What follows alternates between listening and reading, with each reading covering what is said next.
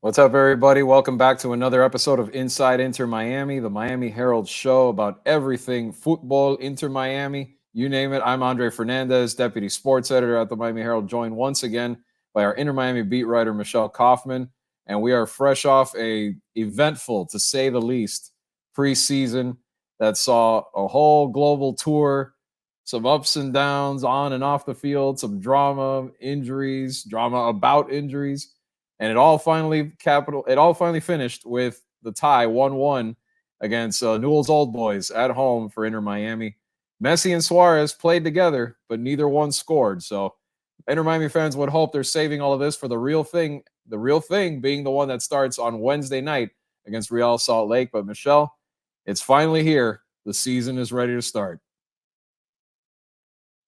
The season is finally here. It seems like it I don't know. It seems like this season it almost never ends. It ended and then all the drama started again and they signed Luis Suarez and then this tour was just so full of drama. It was almost like, I mean, preseason is usually a quiet period, but not for this team. This team doesn't know how to do anything quiet or unassuming. This is a very dramatic, I will use the word dramatic team.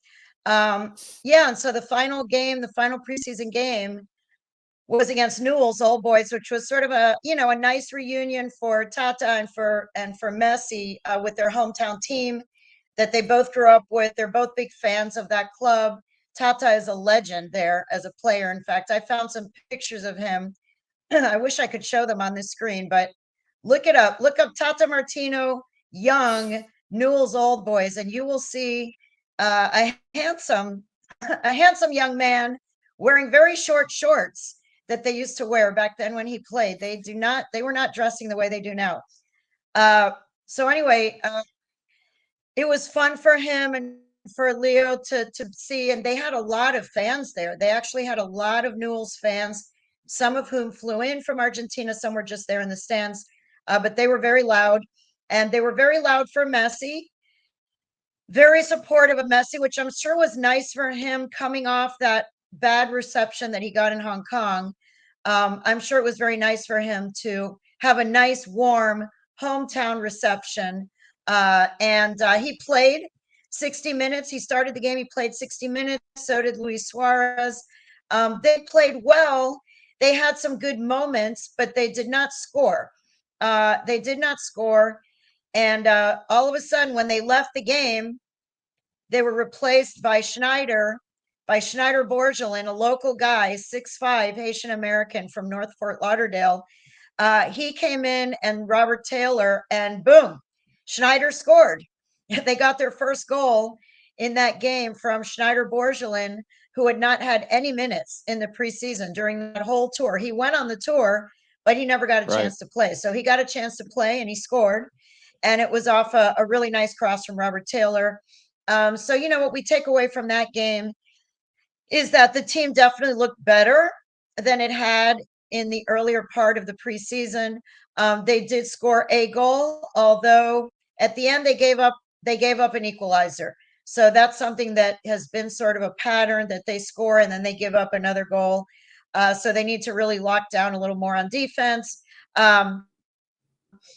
But Yes. they looked better than they had. Yeah, so I think there's hope. They look better than they were. And Schneider would like them to see that, hey, don't forget about me. I'm 6'5", I'm really big. I can add something, a presence once in a while off set pieces and stuff like that. He's a guy that can get a header and give them some goals. So I think some of these preseason games, as we had mentioned last time, was an opportunity for little used players to get a chance to for a few moments and get into the coaches' heads, the radar of the Yeah. coach staff. And I think Schneider definitely did that. Yeah, they're going to need more of that. They're going to need, and that was good to see some of those players really step in because they're going to need contributions. And we're going to get into some of the ways that they're going to have to manage minutes and some of that in this episode. But with the opener on tap, let's dive right in and talk a little bit about some of the impending moves. I mean, Gregor transferred to Brazilian club Botafogo to free up some money, but now the big news: the impending arrival of Federico Redondo. And could be an impactful acquisition for this team. And again, one that they need. These are the acquisitions they need to get. They need to get this young wave of talent onto this team, take advantage, strike while it's hot, and get a guy like him, 21 years old, another Argentine soccer potential star. And that's another player that can make a huge impact, I'm sure. Yeah, I mean, he's a player that from what I've seen, what I've read about him, he's been compared, it remains to be seen, but he's been compared to a young Busquets. He's a Yeah. tall, lanky, deep lying defensive midfielder who is a midfielder who can push the ball up, but he also can defend. And his father Fernando played in the highest level, played at Real Madrid and played in Italy and played on the Argentine national team. In fact, Chris Henderson, the sporting director of Inter Miami, played against his father. And he said his father was just a tremendous player. And this kid grew up with a father who was a top level player. So he has the pedigree. He definitely has the pedigree. And, he at 21 years old, from a salary standpoint, they had to reduce their salary by a little bit over $1 million. And in order to do to be roster compliant with MLS. And so they had to get rid of a high price player. They had to get rid of a player who had high market value. And that's going to be, it was like the names that were being thrown around were Gregory, Mota, Yedlin, guys who make a lot of money and who other teams want. They can't just say, we need to get rid of some players. Let's get rid of some guys who don't play very much. And, no, you have to get rid of, sometimes sacrifice a team leader like Gregory. The thing about Gregory is a lot of what he provided the team is not in the stats. He's just a defensive midfielder, had whatever, 7 assists or something. But he was a real team leader in the locker room. He was a bridge guy who bridged all the people, regardless of background, nationalities, language, everybody related to Gregory. He was also, from what I know from the insiders who work in the front office, he was a guy that would do anything. You could call him at the last minute. The PR staff needs somebody to go do an appearance or to sign some autographs or to do whatever. Gregory was one of those guys, and that's not so common in professional athletics. He was one of those really true class guy, professional guy with the media, with the front office, he's a with glue guy. teammates. Yeah. So he's a glue guy. So that's a big loss. But what they get in return, and with him only being 21, they can put him in the U22 initiative, which means that in the complicated MLS salary structure, his salary will only count as 200,000 within the salary cap. That's all that goes up because he's a young talent who's a developing talent. So even though he's already, been on the radar of Bayern Munich and some other big teams, maybe even Real Madrid, where his dad played, this kid has the eyes of some European scouts. But apparently, we're waiting for the final, signatures. But what I've heard is that he is going to accept the offer and is going to come play here. He then has to go through the visa process. So he would not be available for the first few games. They're hoping that for the Champions League the Champions Cup start in the first week of March, that he would be available maybe for that. Either way, though, to balance that roster out a little bit, it's going to be great. Whatever he does arrive, a kid like that, well sought after, like you said, for a lot of premier European clubs that really could use his services. I was looking the other day, Bayern Munich's struggling right now. They could use all the help they can get, but good for Inter Miami. And Michelle and I will both be out there on Wednesday night covering this game against Real Salt Lake, where the regular season feels like every game has some kind of importance, but this is it for real now. The MLS schedule starting. The question is, are you going to said game? Because if you are, you're lucky because Inter Miami is the hottest ticket in MLS per StubHub. 25 most highest selling games so far this season all involve Inter Miami, if you can believe it or not. They are all part. That's unheard of. That's ridiculous. That's like if right now the NBA had the highest selling tickets were all the Heat. Like, what about everybody else? That just shows you the impact of this team. So, that's just incredible. And we're going to start seeing that chaos on Wednesday night.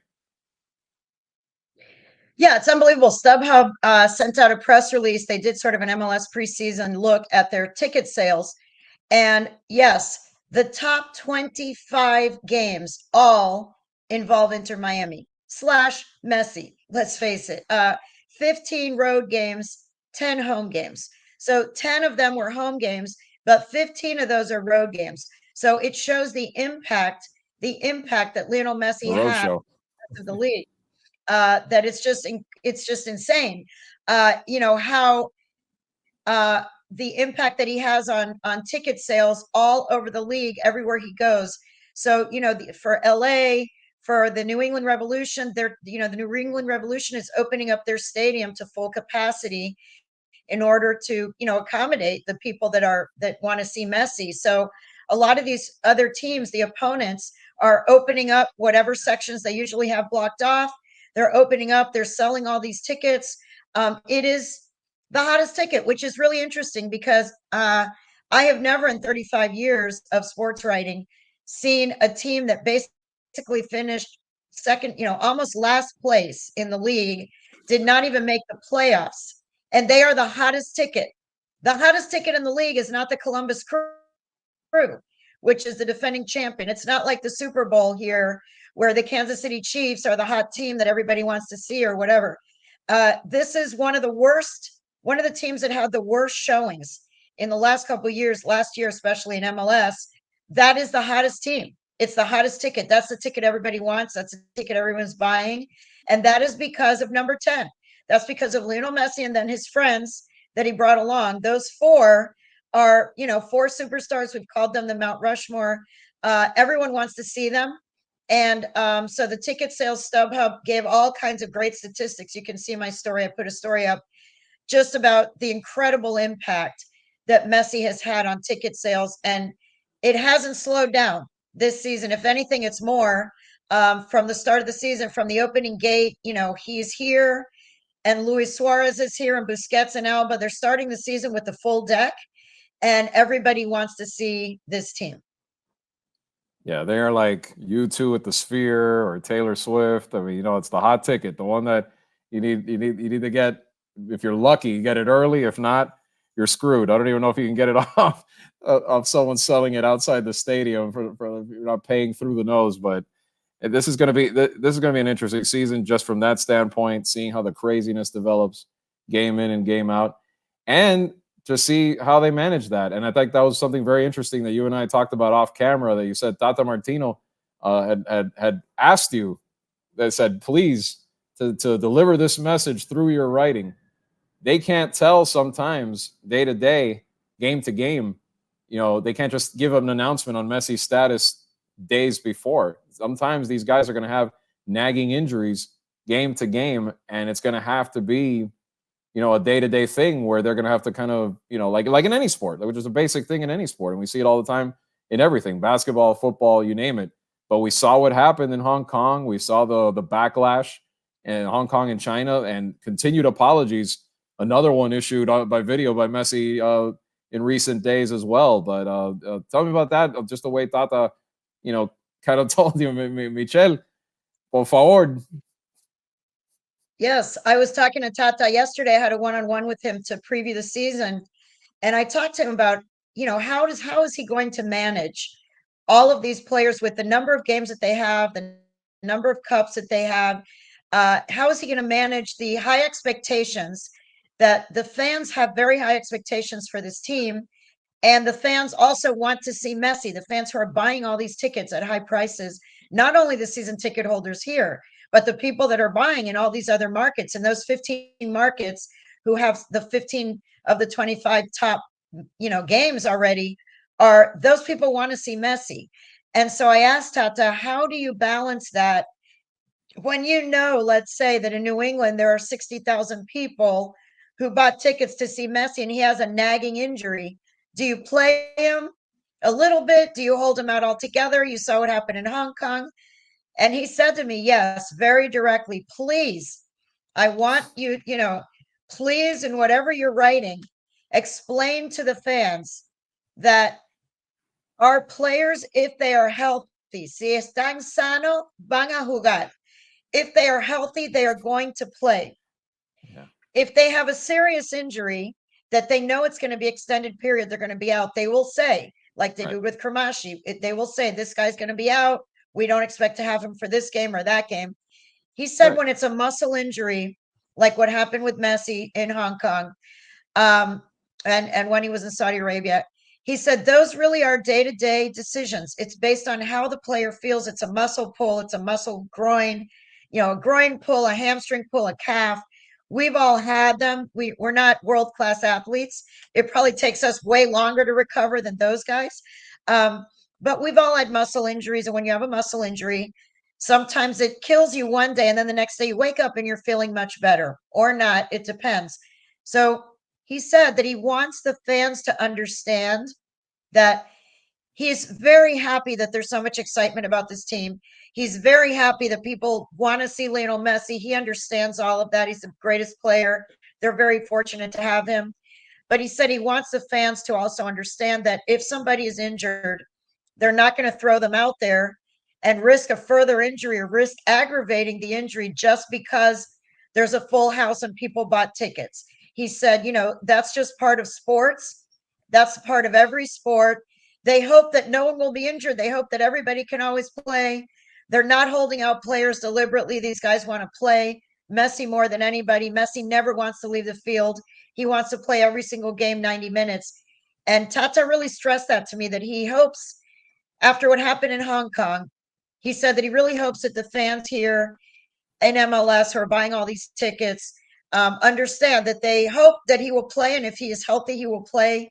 If he is not healthy and he can't play, sometimes it may be the day before or even the morning of if he thinks he can play. And then he decides he wakes up and he's stiff or he runs around and he can't. He wants fans to be understanding that this is just normal. This is sports. Right. This is part of sports. And they're not trying to pull anything over on anybody. They understand everyone wants to see him play. He wants to play. And he really wanted to make that message clear in the preseason because he's already seen the ticket numbers that are being thrown around out there already from people buying tickets for games in July and August. And we don't know. We don't know any of these players how their health is going to be in July or August. We don't know how their health is going to be after tomorrow's game. This is sports. They're humans. They're not robots. They're human beings. Right. And this happens. Some of these fans need to get used to, like, this happens all the time. I mean, I guess maybe in American sports we're used to it, where up to Sunday at 11:30 we're waiting to see inactives in the NFL, like, oh, Patrick Mahomes is down today, or so and so is down today, or in the NBA with guys on maintenance plans that, Jimmy Butler will sit at times 20 games a year and things like that. Imagine dealing with that. But these guys are traveling rock stars, and no one wants to hear that. No one that's paying through, money through the nose the way they are wants to hear that. So it's going to be interesting to see how they handle that dynamic, but it's a fact of life in sports for sure. But these guys, Michelle, as of this recording, we're a day before the big game, the big opener, and you got a chance to talk to some of them over healthy. these last couple of days. Yeah, everybody's healthy. Okay. Yeah. That's what I was going to ask. Yeah. Everybody's healthy. In fact, Tata said on Tuesday, Tata said that as of right now, if Leo Messi and Luis Suarez had to play 90 minutes on Wednesday against Real Salt Lake, they could.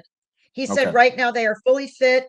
If they had to play 90 minutes, he believes they would be fit to play 90 minutes. Everybody is healthy. Freire is the only one. Nico Freire came in with some, I believe it's lower leg injury situation that's been nagging from when he came from Greece. He has not fully recovered from that. So he said he's the only one that's really questionable, other than, of course, Kramashi is out and Farias, these guys who had longer range injuries. Right. But other than Freire, he said that he saw the full team looking healthy and fit.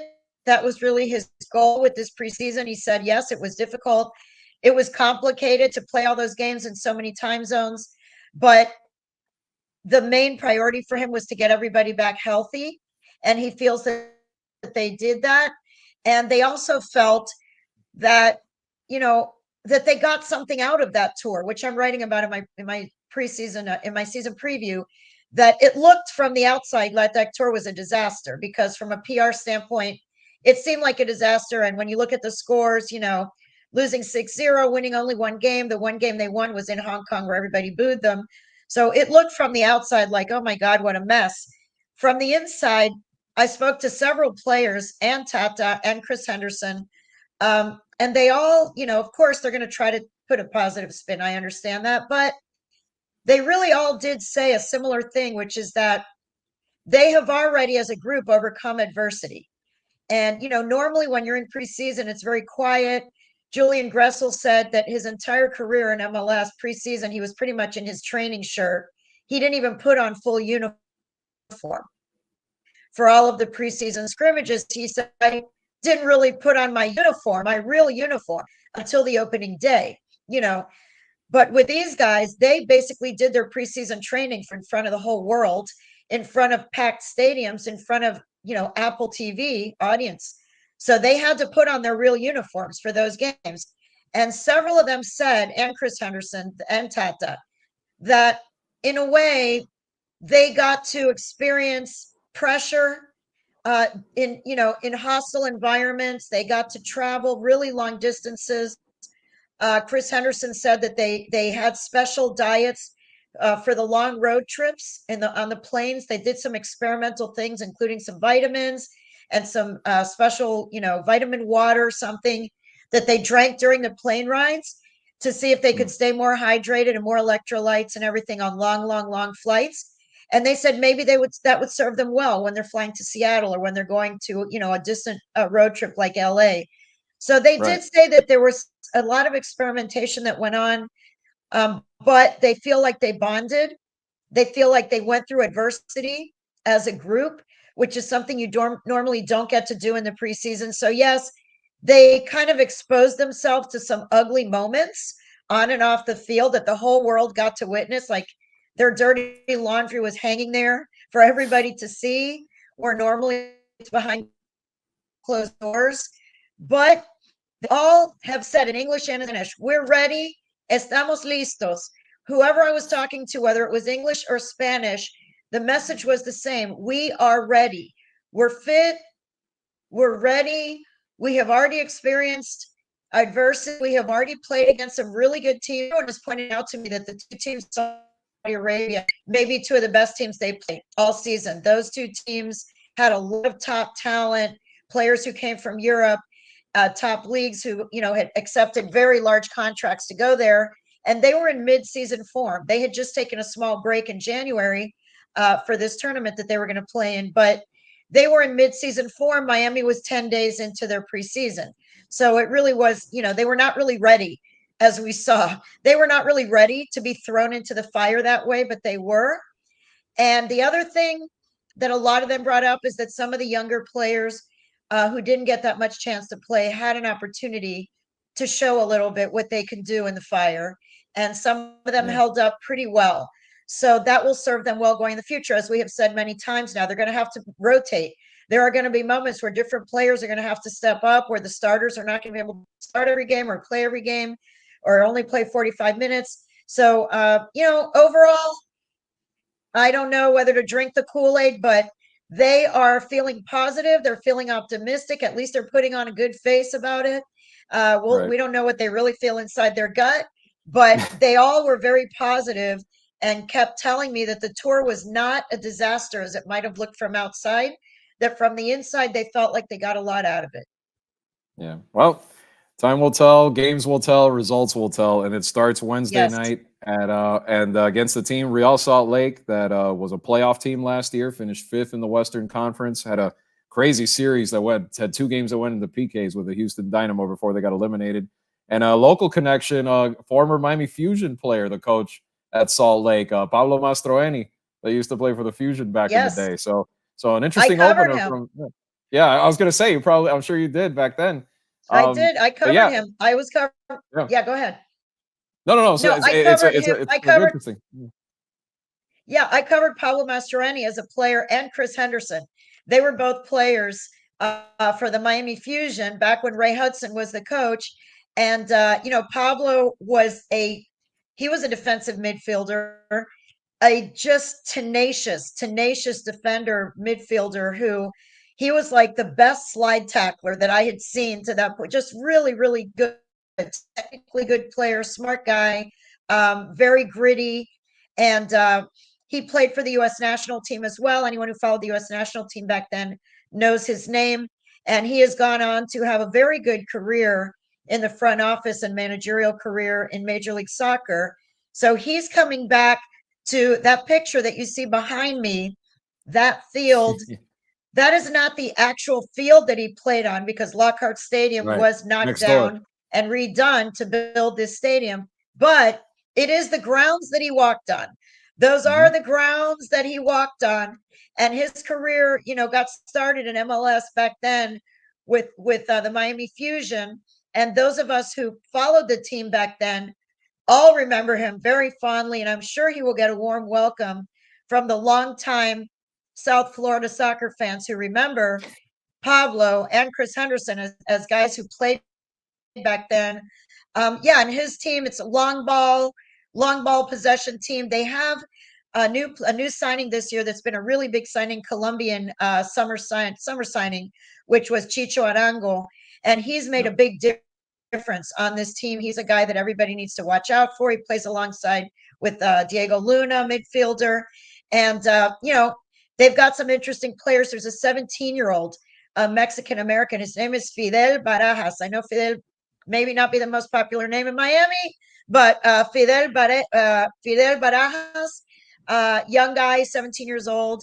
They also have some young players like Inter Miami has some young talent. So it's going to be a really interesting. I asked Tata what he expects from Real Salt Lake, and he said, you never know. They're planning for a few different scenarios to see how they come out. Are they pressing high? Are they staying back? What are they doing?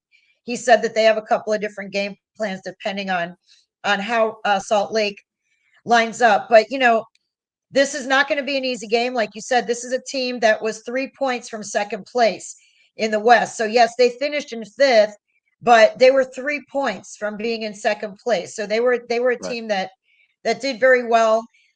And like every other team that plays against Inter Miami, they are going to want to win. Everybody wants to beat Messi.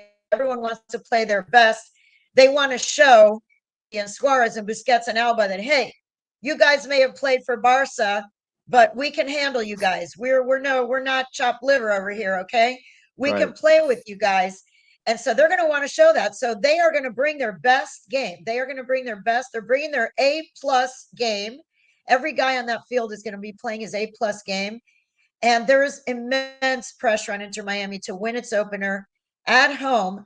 There's not as much pressure on Salt Lake. Salt Lake is playing on the road against a superstar team with Lionel Messi. There's no pressure on them whatsoever. I think they can come in loosey-goosey and feel, comfortable. Whereas the Inter Miami guys come in under the glare of the spotlight from around the world. Okay, here you are. No more excuses. Full preseason. You've got Suarez now. You've got Messi. You've got Busquets. You've got Alba. You've got Gressel. You've got all these people. Show us something now. Win some games. No more excuses. You got to start winning in MLS. And that's what the season tickets holders want. And that's what the fans watching on Apple are going to want. So there's going to be a lot of pressure on this team. A lot of pressure on this team. And to wrap this episode up, I'm sure that's also what Chase Bank wants. And I say that because the stadium shown right behind Michelle, no more DRV, PNK, Drive Pink, whatever. No, it is now Chase Stadium from now on. And the signage is already up. The announcement was made. The Miami Herald, Michelle, broke the news today. And today being Tuesday, sorry, everybody listening now on a Wednesday, but this week. And we have a new name on the stadium. So the sponsor has been unveiled, and I'm sure that's, again, just adding to everything that has been invested in this team as we start this 2024 campaign. Let's see how it goes. Let's see how they can get started here. Time to, like you said, time to show up, time to put up or shut up. A lot has been made. There's too much talent on the field for this thing not to succeed, you would think. Right. Oh, absolutely. And the chase, it was a big deal. That it looks like they didn't say exactly. They said multi-year. They didn't say how many years or how much money, but the indication is that it is a long-term sponsorship, a long-term partnership that I believe will then spill over to Miami Freedom Park. They are the name sponsor for this stadium now, for this season and for next season. And, whenever the Miami Freedom Park does open, which they keep saying December 25 is the target date, but All I've seen is, piles of dirt spread out. But they need to start, they need to start doing something. I want to see some hard Right. hats over there, more hard hats. But anyway, yeah. So Chase is a, JP Morgan Chase. It's a worldwide bank. It's an international global sponsor, which once again, feeds into the theme of this team. Everything. It's not just a local team. It's not just Auto Nation Drive Pink Stadium. This is now, a global, international global bank that is investing, I don't know how much, but presumably a whole lot of money to get the stadium naming rights for a period of time. And I believe it sounds like their sponsorship will spill over once they're in the new stadium. I don't know if that's what it'll be called, because I think it was going to be called Miami Freedom Park, but it sounds like it's a very big investment in the team. So once again, one more investment that, they were talking before Messi got here. I asked them that. I said, was this because of Messi? Oh, no. We were talking before Messi, but some sources that I spoke to inside said that definitely when Messi came, it escalated. It accelerated a lot of the sponsors and sponsorships came to fruition after they signed Messi. That was kind of the final thing that pushed sponsors over the edge. So yeah, a new stadium name now. It's no longer Drive Pink. It was fun while it was Drive Pink. I like those Auto Nation people. They did some great stuff, and I love the the cancer awareness and everything that they did. And people should still continue to support all of the efforts that Auto Nation does with their Drive Pink campaign against breast cancer. But now we are now Chase Stadium. That is the new stadium. That is going to be the new name. And I can also tell you, they had a food tasting for the media of some of the new food items that are going to be available for the fans. And let me tell you, I think I gained 5 pounds just walking past the buffet. So they've got lobster rolls and fish Oh tacos my. and these hamburgers that have like all these crispy onions on top, and another one with, I don't know what. I mean, Oh, wow. all kinds of different kinds of food. And so anyway, for those fans who go out there will be a lot of food options at the newly named Chase Stadium on Wednesday night. I suggested people that are going get there early. It's going to be a full house. A lot of people maybe not been there before, so they're driving around. They don't really know where they're going. So please get there early. And I know one deputy sports editor that's going to start getting there early every time he has to do these games. After I hear that, shoot, I'm going to try to get there at 6 if that's the case. Beat the Well, I don't Lions. think that's not the Well, food it's that not the gonna be that media is early. going to be giving. No, that's Yeah, true. you can That's go true. and buy if you want to go, buy the food Yeah, that's the high-end food during that the I'm game, telling you that was or in the yeah, buffet. Yeah. But we get decent food in the press box, the working class that's in the press box. But yeah, some of the stuff that they're offering is whoa. Some of the stuff they're yeah. offering looks Sounds like it. really, really nice. Yeah. Sounds like it. Well, should be a good time at Chase Stadium, no matter what. Got to get used to saying that, everybody. But Michelle and I will be there, like we mentioned before, and we'll be back next week with another episode of Inside Inter Miami to recap what happens in the opener, and we'll be 2 games in at that point, so a little more of a recap on how this season has begun at that stage of the game. But for Michelle Kaufman, I'm Andre Fernandez. Thanks as always. Remember, you can catch us here at MiamiHerald.com and, of course, on YouTube. And you can listen to us on Apple, Spotify, you name it. Will we have a pistolero moment in the first 2 matches? We shall see. For now, Michelle's doing it, and we will see you next week. Thanks once again for watching Inside Inter Miami.